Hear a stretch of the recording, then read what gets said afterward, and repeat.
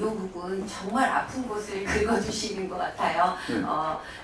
약을 좀 뿌려주실 수 있었으면 하는 바람이고요. 네. 저는 요거와 조금 다른 질문 좀 드릴게요. 네. 어쩔 수 없는 질문인 것 같습니다. 그 이영선 후보 사태 이후에 이제 가장 관심은요, 국민의힘 후보와 두 분이 맞대결을 펼치시잖아요.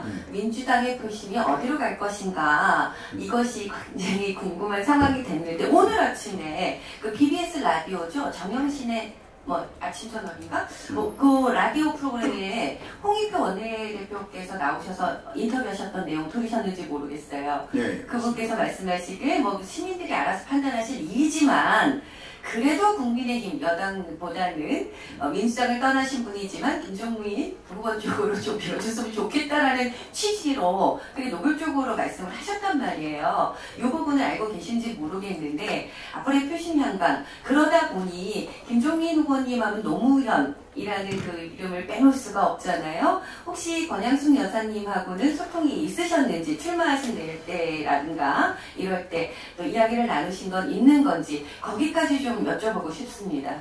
예. 일단 그 권양숙 여사님께는 제가 늘 때마다 찾아뵙고 인사드리고 소통하고 있으니까 제가 출마할 때 따로 말씀을 드리거나 하지는 않습니다.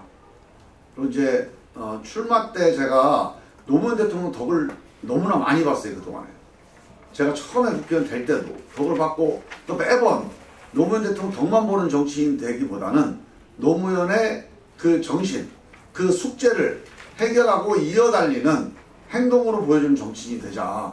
그래서 제가 사실 세종 오기 전까지는 노무현 대통령 제가 측근이었다 대변이었다 이런 얘기를 잘 안 합니다.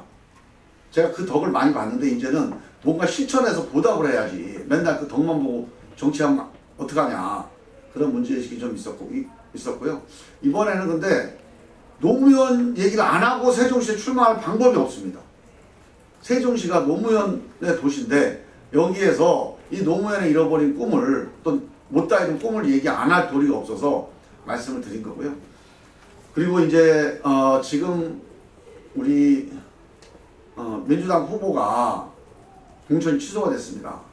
사실은 우리 세종시민 입장에서 보면 거의 청천벽력 같은 일입니다. 유권자들이 이 4년에 한 번 이 신성한 한 표를 행사해야 되는데 그 선택지가 완전히 막혀버린 거나 다름이 없거든요. 물론 후보가 두 후보가 있으니까 모두는 아니지만 그래도 민주당을 지지하려고 마음먹었던 유권자들한테는 상당히 큰 심각한 사태라고 생각을 합니다. 이 문제에 대해서는 저는 원칙적으로 정말 세종시 유권자분들이 판단을 잘 하실 거다. 세종시 유권자의 지혜로운 판단을 믿고 가야 된다. 저는 그렇게 생각합니다. 저는 이렇게 봐요. 민심이 천심입니다. 그래서 각자 나는 이게 민심이다라고 열심히 뛰어다니는 겁니다. 정치인들이. 선거 때 이게 민심입니다 하고 딱 팻말 들고 나가는 거예요. 근데 그게 어느 게 더 민심이냐에 따라서 이게 승패가 좌우되는 거 아닙니까? 그래서 저는 정말로 제가 이 민심을 잘 받들면 그 세종시 유권자들의 흐름이 오는 것이고, 제가 민심에서 벗어나 있으면 아무리 백날 제가 프로선임하고 제가 민주당 어떻고 해도 못 오는 겁니다. 그래서 저는 정말로 세종시 유권자들의 민심, 특히 이 민주당 유권자들의 민심이 뭔지 이거를 정말로 심사숙고하고 깊이 성찰해서 그 민심에 부합하는 그런 후보가 되도록 최선을 다하겠다, 그런 말씀을 드리고요. 제가 쭉 다니면서 제가 이제 민주당 탈당도 하고 신당도 만들고 여기까지 왔는데 그 과정에서 제가 생각하는 민심이 있었습니다. 그리고 그게 크게 또 다르진 않았지만 그 중에서 진짜 현장에서 보니까 이런 것이 좀 다르구나 하는 것들 중에 가장 큰 게 이 윤석열 정권 심판에 대한 민심이 제가 그 전에 생각했던 거의 상상 이상입니다. 그래서 이 민심을 떠나서 우리가 이번 선거는 치를 수 없다. 이 민심을 받드는 길이 이번 선거의 가장 큰 정치적 소명이다, 사명이다. 그런 생각을 가지고 이번 선거에 임하고 있습니다. 그런 기조 위에서 저는 유권자들, 세종 유권자들의 민심을 잘 받들겠다. 그런 말씀을 드립니다. 예.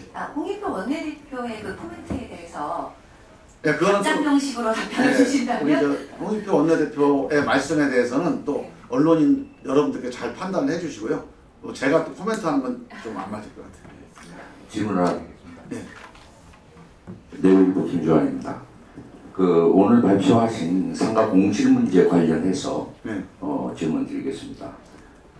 세종시가 지금 2024년 현재 지금 40만이 지금 안 되고 있습니다. 네. 그런데 이제 우리 김 후보께서 100만 인구라는 이제 말씀을 하셨고, 오늘 말씀하신 가운데 이제 NH에서 이제 공급 과잉 이제 말씀하셨습니다. 저도 거기에 대해서 동의합니다. 그런데 지금 뭐 말씀 중에서 비상대책기구를 만들어서 개발 부담금을 갖다 7조, 10조 말씀을 이제 쭉 하셨는데, 이게 상가 공실 문제 해결에 있어서 어떠한 연관이 있는지가 하나가 이해가 잘 안 되고요. 또 한 가지는 이제 지금 세종시청에서 건강 수련의 공실 문제를 해결하기 위해서 용도 변경을 1차 실시했어요. 그래도 그게 해결이 안 됐습니다. 그런데 이제 우리 후보께서 뭐 오피스텔 사무용 이제 사무실 용도로다가 이렇게 용도 변경을 해서 한다. 이것 또한 저희 입장에서는 이해가 불가합니다. 왜냐하면은 인구가 유입되지 않고서는 이 상가 공실 문제는 전혀 해결될 방안이 없습니다. 근데 인구가 유입될 수 있는 그 묘책을 지금 내놓으셔야 되는데 그 부분에 대해서 전혀 이제 말씀이 좀 부족했고요.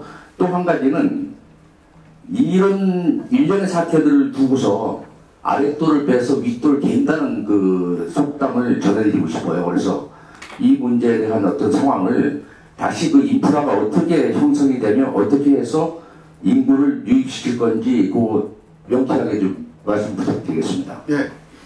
제가 이제 이게 그동안에 있던 안과 약간 다른 안인데요.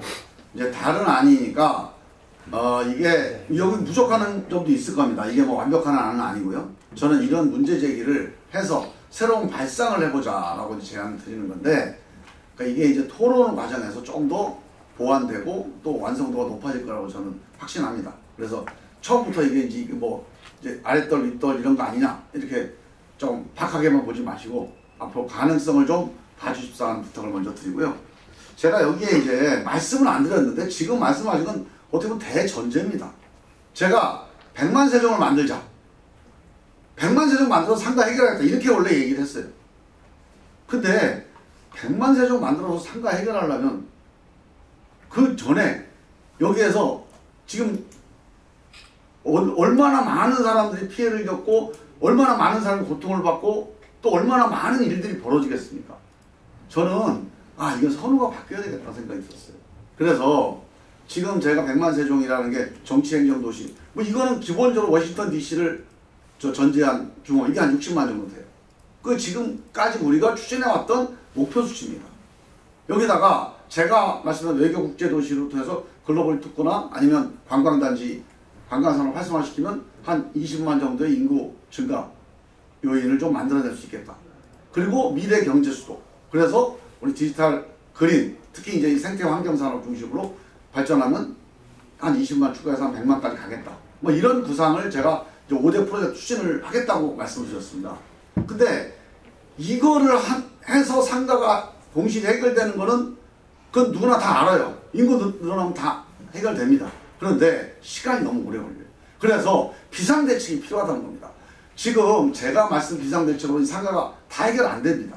그렇더라도 적어도 물기는 잡아야 돼요. 또 불길은 잡아야 됩니다. 지금 이 거의 유령도시화되어 있는 이 도시 분위기는 바꿔내야 돼요.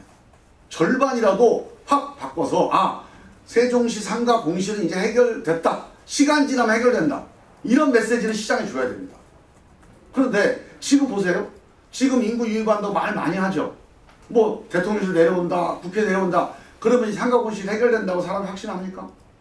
언제 이루어질지도 모르니까 다들 불안해요. 저는 여기에 대한 확실한 대책을 해결을 좀 해야 된다.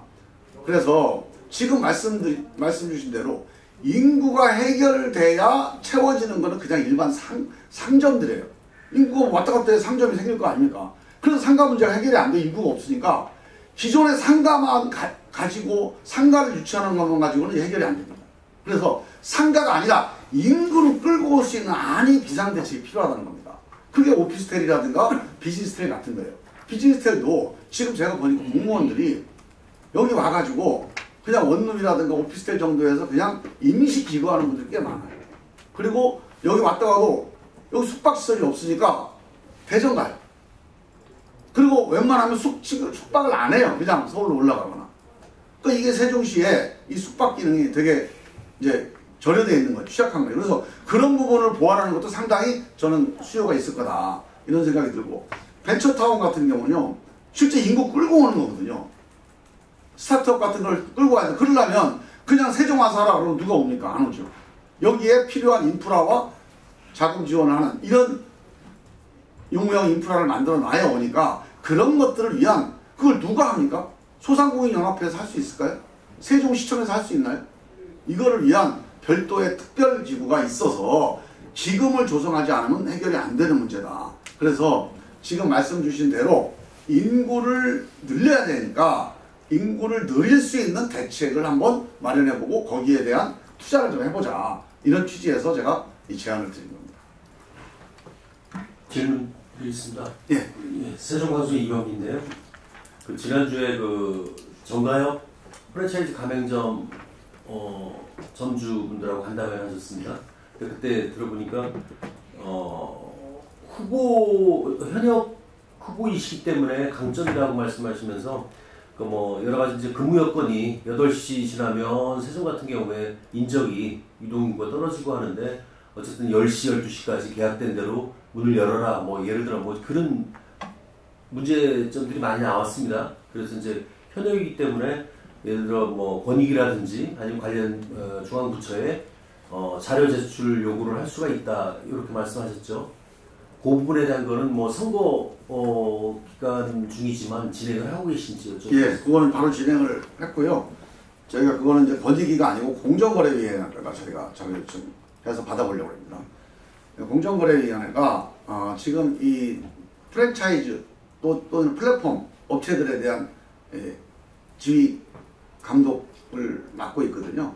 그래서 공정거래가 이루어지는지를 봐야 되는데 지금 그런 식의 이미 시장에서 8시 이후에 사람이 없는데 12시까지 계속 해라 이렇게 강요하는 거는 약간 공정거래위원회 가불관계에 위배된다고 볼 수가 있습니다. 그래서 거기에 대한 조사 확인을 좀 해서 여기에 대한 행정지도를 유도를 좀 하기 위해서 저희가 추진을 하고 있는 거고요. 그거는 공정위에 그 내용이 나오면 바로 저희가 또 보도드리고 이건 선거하고 관계없이 제가 정무위 하면서 그분들하고는 2년 동안 계속 대화를 해온 분들입니다. 근데 세종시는 이런 특별한 문제가 있다고 제가 그날 처음 얘기를 들은 건데 이런 거는 전국적으로는 별로 없어요. 근데 세종시만이 갖고 있는 특별한 문제거든요. 그래서 그거는 제가 세종시 후보로 나왔기 때문에 새로 알 수 있게 된 사실이니까 세종시 후보로서 선거하는 기간이라도 최선을 다해서 한번 조치를 만들어 보도록 하겠습니다.